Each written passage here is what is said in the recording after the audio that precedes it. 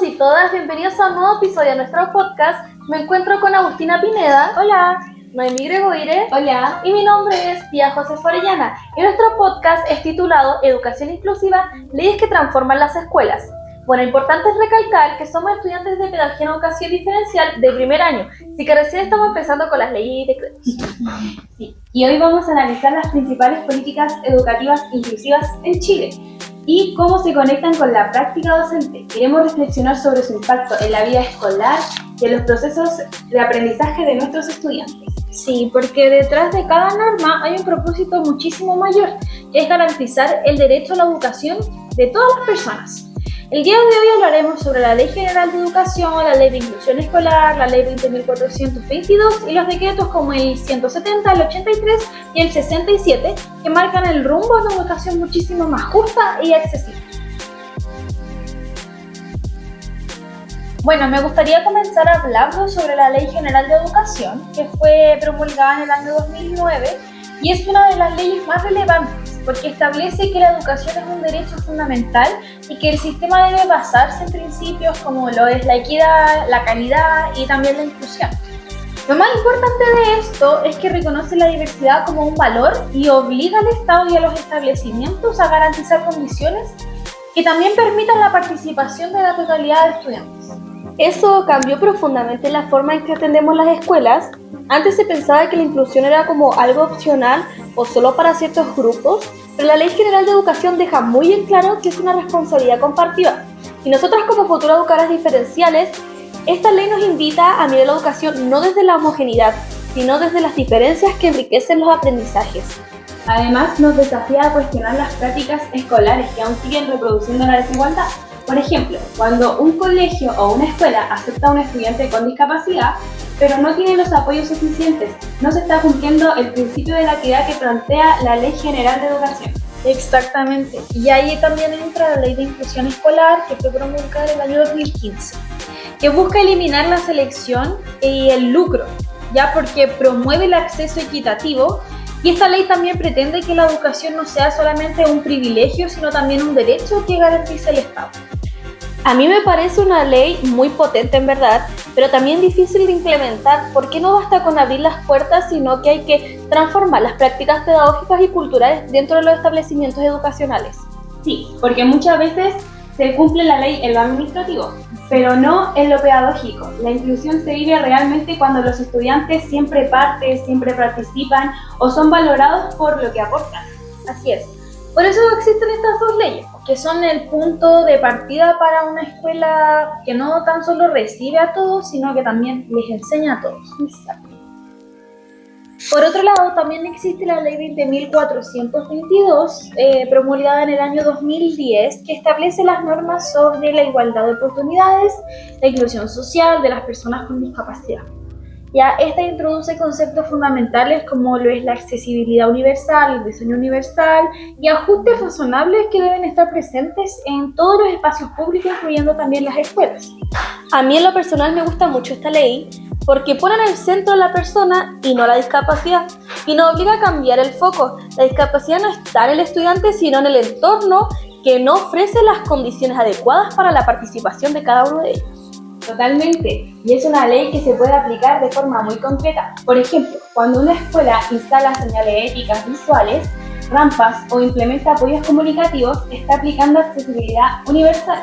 Pero también cuando adapta metodologías o flexibilidad, la enseñanza para que todos aprendan, y ahí se ve reflejado el diseño universal. Así es, exacto. Eso es lo que hace que esta ley trascienda lo material y que no se trate solamente de infraestructura, sino que construir también entornos educativos más accesibles en lo físico, en lo curricular y en lo actitudinal. Esto nos invita a pensar en la escuela desde el principio y no desde la adaptación. Esto implica un cambio de mentalidad. Pasamos de ver la inclusión como un favor hacia ciertos estudiantes a entenderla como un derecho. Además, cuando la escuela se vuelve accesible para los estudiantes con discapacidad, termina beneficiando a todos. Es una escuela más flexible, más humana y más empática. Muy cierto, esa es la esencia de la Ley 20.422, educar en igualdad de oportunidades, reconociendo la diversidad como parte también de la sociedad. Así es. El decreto 170 regula lo que es el programa de integración escolar, es decir, el PIE, ya que establece los criterios para determinar lo que es la necesidad educativa especial. ¿Ya? Y también accede a apoyos especializados. Si bien ha sido clave para miles de estudiantes en las escuelas para que reciban apoyo, también ha generado un debate porque su enfoque a veces es más diagnóstico, más clínico que pedagógico. Sí, así es. Hay colegios que lo aplican de una manera muy burocrática y el diagnóstico se convierte casi en un requisito para tener recursos y se pierde esa mirada educativa integral. Pero también ha sido una puerta de entrada para visibilizar la diversidad en el aula. Gracias al decreto 170 existen equipos interdisciplinarios más conscientes de las diferencias y mayores apoyos, aunque aún falta avanzar hacia una implementación más formativa. Sí, y ahí también entra el decreto 83, que promueve la diversificación de la enseñanza y el diseño universal para el aprendizaje, es decir, el DUA. Este decreto marca un cambio de paradigma y ya no se trata de adaptar para algunos, sino de planificar para todos desde un comienzo.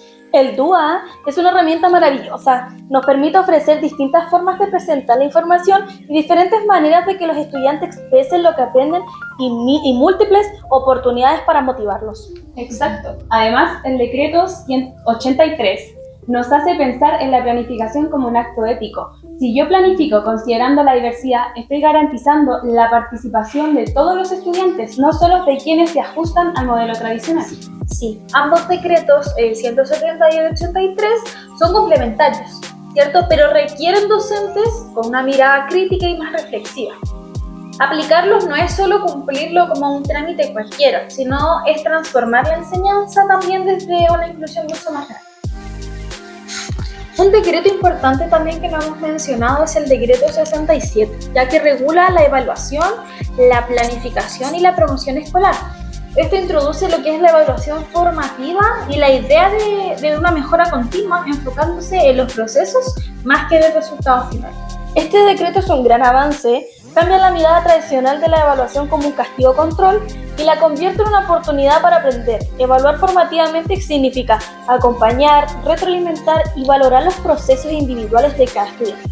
Y eso se relaciona mucho con la inclusión, porque reconoce que cada estudiante aprende de manera diferente. Una evaluación flexible, justa, empática puede marcar la diferencia en la autoestima de un niño y en su motivación. Sí, exactamente. La evaluación también es un acto político y ético, dependiendo de cómo lo use cada uno, ¿verdad? Este puede incluir o excluir. El decreto 67 nos recuerda que todos los estudiantes merecen ser evaluados con criterios que reconozcan sus potencialidades y no solamente sus dificultades. Y cuando todas estas normativas, las leyes y los decretos se aplican de manera coherente, las escuelas se convierten en un espacio de transformación social. Sí, porque una educación inclusiva no solo forma estudiantes, forma ciudadanos conscientes, críticos y empáticos. Es verdad, y ahí también radica nuestro desafío como profesoras diferenciales. No quedarnos solo en el conocimiento legal, sino también vivir la inclusión como una práctica en nuestro diario vivir y mucho más consciente. Y bueno, antes de ir a nuestra reflexión y conclusión final, tuvimos la oportunidad de visitar una escuela llamada Los Cedros del Líbano. Bueno, donde tuvimos la oportunidad de tener una entrevista con la jefa de UTP, donde nos comentaba lo difícil que a veces era implementar estas leyes y decretos, ya que muchas veces los niños y niñas no se pueden adecuar a esto. Así es, ya que cuando pasan a talleres laborales necesitan otros decretos y leyes para la protección e integración de los jóvenes.